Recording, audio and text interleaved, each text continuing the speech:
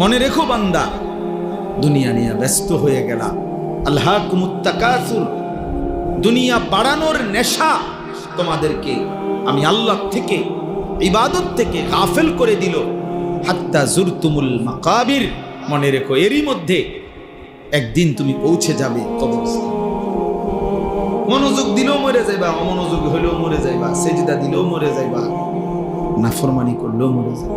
ইব্রাহিম নবীরও মৃত্যু হয়েছে, নমরুদেরও মৃত্যু হয়েছে, মুসা নবীও ইন্তেকাল করছে, ফেরাউনও কি করছে। তার মানে অনুগত থাকে নাই, অবাধ্য থাকে নাই, চলেই যাবা।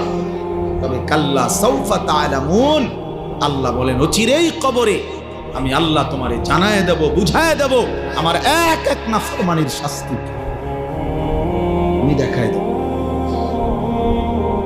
হাদিসের মধ্যে আছে আল্লাহ নবী সাল্লাল্লাহু আলাইহি সাল্লাম